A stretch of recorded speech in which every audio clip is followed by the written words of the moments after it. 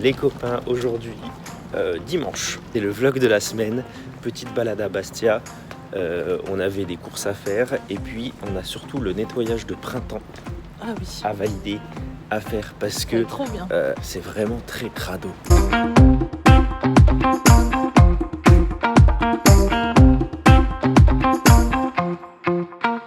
Il diminue pas hein. Ah oui, bah là tu mets pas. Mais bouge ton fiac. J'ai du mal à la hanche, ça me tire. Ah, j'ai vraiment...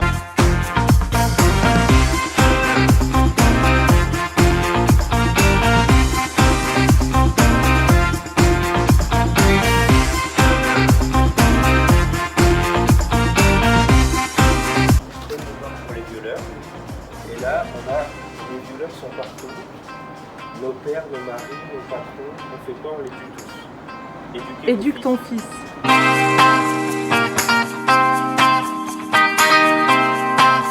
Hop là, on est rentré de Bastia. Maintenant, c'est l'heure de se faire un gros nettoyage. Vous voyez le sapin là? On va le garder toute l'année jusqu'à décembre prochain. On verra l'évolution du sapin. L'objectif, c'est de ne pas changer de sapin jusqu'au Noël prochain.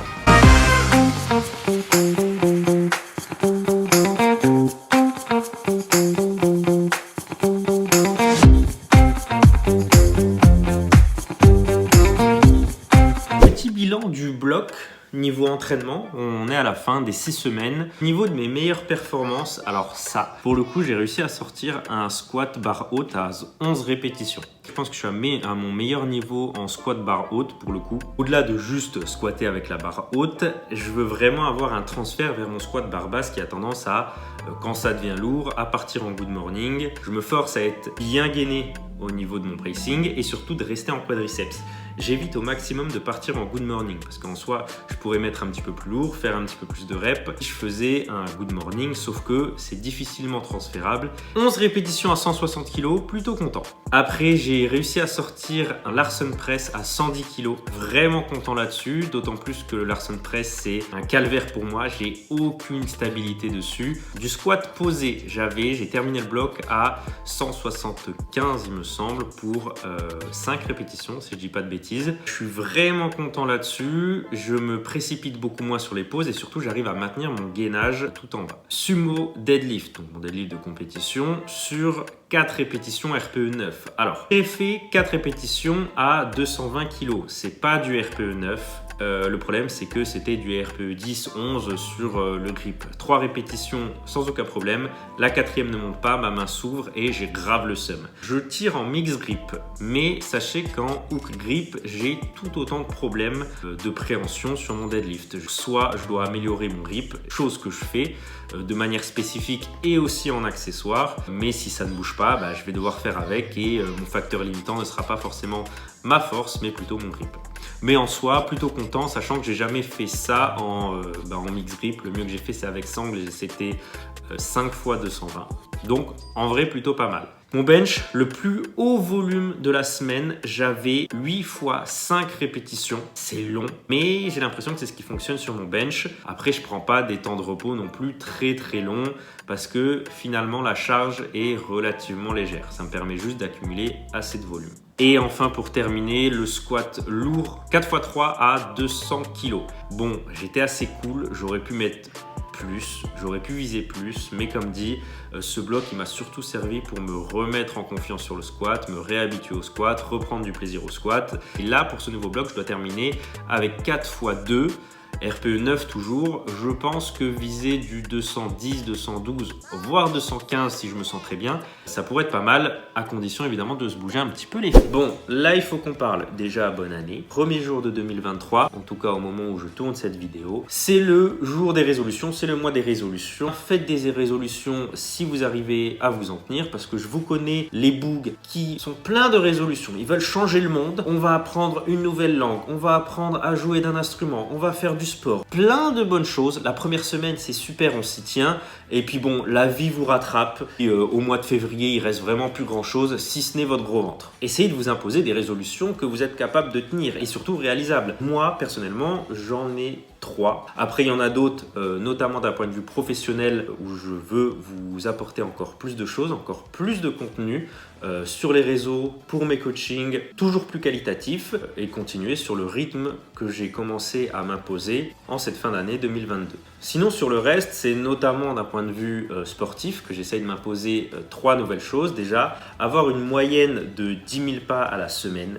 Parce que évidemment, je vous dis que je m'impose 10 000 pas par jour, sauf que parfois, ça peut arriver, et ça peut vous arriver aussi, d'être un petit peu en dessous parce que vous êtes fatigué, parce que vous n'avez pas le temps, parce que vous êtes malade, ça peut arriver. Le but, c'est de compenser un petit peu avec d'autres jours pour pouvoir arriver à une moyenne de 10 000 pas sur la semaine. Ça vous permet d'avoir une petite marge de manœuvre et puis ça permet surtout de rendre la chose un petit peu plus ludique. Plutôt que de vous limiter simplement à 10 000 pas sur une journée, vous pouvez en faire plus parce que vous kiffez ça et du coup sur un autre jour où vous travaillez beaucoup par exemple, où vous avez un emploi du temps chargé, ça vous permet d'en faire un petit peu moins. Moi, ma deuxième chose pour cette année 2023, c'est au niveau des performances. Au squat, en 2023, j'aimerais bien arriver sur du 245. Au bench, 140. Au deadlift, j'aimerais bien réussir à faire 265 kg. Mais aussi, je m'impose 2 nouvelles choses. Être bon sur des handstands, marcher, faire des pompes, pourquoi pas. Et après, c'est de l'haltéro, arracher 85 et épauler jeté, 110, 115. Troisième objectif pour moi en cette année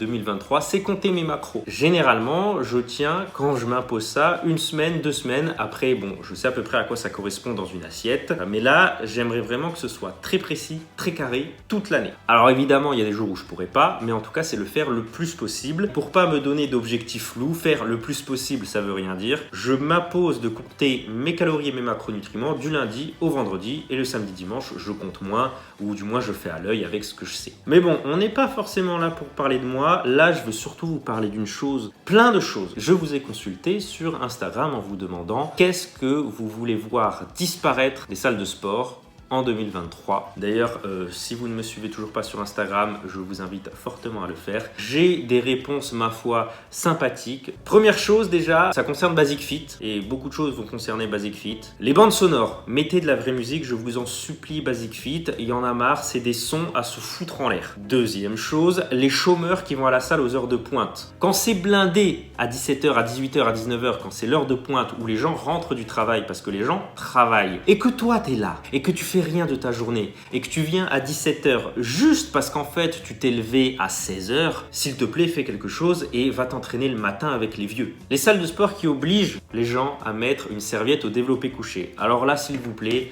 arrêtez ça. On sait que ça ne sert à rien. Les gens sont dégueulasses. Les gens viennent avec leur mini serviette pour la poser sur leur dos, sur les fesses. Tout le reste du corps est en contact avec le banc. Et en plus de ça, les gens font ça et ne désinfectent pas après. Donc c'est tout dégueulasse. Du coup, s'il vous plaît, on enlève l'obligation de mettre des serviettes, mais on désinfecte. Arrêtez de faire caca dans les douches. La phrase s'arrête là. En 2023, arrêtez de faire caca dans les douches. C'est quoi ces histoires? Les gens qui te parlent alors que tu as des écouteurs. Et ça, en vrai, ça touche à la salle, mais c'est quelle que soit la situation, on a des écouteurs. Vous voyez qu'on les remet. Ne relancez pas un sujet de conversation, surtout quand on s'approche de notre bar pour faire notre série. Et ça aussi, arrêtez de nous parler pendant qu'on s'entraîne, pendant qu'on fait notre série. Y a pas de souci, tu peux parler. Tu parles pendant ton temps de repos ou qu'importe, je m'en fiche. Mais arrête de me parler pendant que je suis en train de faire du squat. Et tu te mets devant moi en plus. En 2023, on arrête de toucher la barre des gens au développé couché. Laissez les gens forcer. Tant que la barre ne redescend pas, enlève tes sales pattes. En 2023, on arrête de s'entraîner en maillot de foot, s'il vous plaît. Alors, j'ai rien contre le fait de s'entraîner en maillot de foot. Ça, aucun problème. Que quand tu mets un maillot de foot, c'est tout un état d'esprit en fait. L'état d'esprit de faire du bruit. L'état d'esprit de venir à 10 et de tourner à 10 sur un développé couché. L'état d'esprit de faire des roulades à la salle de sport. J'ai vu personne s'entraîner avec un maillot de foot qui avait des perfs convenables, un physique convenable ou même une santé convenable. Généralement, quand tu mets un maillot de foot et que tu vas à la salle, 5 minutes après, tu es à la chicha. On arrête par pitié de schlinguer. Oui, on va en salle de sport, oui, vous pouvez transpirer, ça, il n'y a aucun problème. Mais mettez du déo ou j'en sais rien, mettez un truc sous les bras, mettez du citron. Mais arrêtez de schlinguer, je vous en supplie. Évitez de laisser votre transpiration sur le banc de développé couché. Il y a les traces de vos fesses. Les salles de sport, alors ça, c'est pas que Basic Fit pour le coup, c'est toutes les salles de sport hors les box de CrossFit. Arrêtez d'interdire aux gens de se mettre torse nu si c'est pour autoriser les stringers. En 2023, visiblement quelqu'un se plaint des types qui viennent en meute, full SBD, full ceinture, full singlet pour faire du squat à 80 kg. Moi personnellement, j'ai rien contre eux. Ils font ce qu'ils veulent. Si ça les fait kiffer de s'entraîner comme ça, si ça leur permet de se motiver, pourquoi pas. En revanche, si ça fait une semaine que vous faites de la force et que vous avez investi 500 balles dans du matos full SBD, calmez-vous un petit peu. Parce que je connais beaucoup trop de monde qui ont fait ça et qui, un mois après leur première compétition, ont complètement arrêté. Alors, si ça vous dérange pas de jeter 500 balles par la fenêtre, ok, mais assurez-vous quand même de pratiquer ce sport pendant un certain temps si vous faites le choix d'investir dans du matériel de qualité et cher en plus. Les salles qui interdisent la magnésie. J'ai déjà vu des écriteaux écrits « interdit aux powerlifters ». Et bien en réalité, je comprends ces salles. Je comprends tout à fait que certaines salles disent « la magnésie interdit ». Il y a des idiots, il y a des débiles qui foutent le sbeul partout, le sac ouvert, et ils prennent 5 mètres carrés de place. Ils foutent de la magnésie partout. Je comprends que ce soit gênant. Quand tu viens avec ta magnésie en bloc et que t'en fous partout, que tu laisses des traces blanches immondes sur les poids, sur le sol et que c'est une galère pour celui qui nettoie, c'est chiant. En 2023, on arrête le functional training. Ça veut dire quoi, un entraînement fonctionnel? Donnez-moi une définition d'un entraînement fonctionnel. Ça se transfère vers les activités du quotidien. À quel moment tu es suspendu à des TRX, à des sangles au quotidien? Un curl biceps, ça peut être beaucoup plus fonctionnel qu'un squat, qu'un kettlebell swing. Pour une femme enceinte, par exemple, qui va avoir son gosse ici. Ça ne veut rien dire, c'est de la branlette et vous justifiez simplement vos singeries à l'entraînement et votre niveau désastreux dans toutes les qualités physiques. Non, tu n'es pas fonctionnel, tu es juste un escroc. On arrête de mettre des genouillères 10 fois trop petites. Oui, vous gagnez un petit rebond, etc. Et ben, tu mets des genouillères un peu plus petites, tu mets pas du 6XS quand tu fais 120 kg. Les amis, j'espère que cette vidéo vous aura bousculé, motivé. Dans tous les cas, je vous souhaite une bonne année 2023, que vous réussissiez à entreprendre tout ce que vous voulez entreprendre. On se retrouve mercredi pour une nouvelle vidéo, technique cette fois. D'ici là, portez-vous bien, continuez de vous entraîner et arrêtez de mettre des stringers.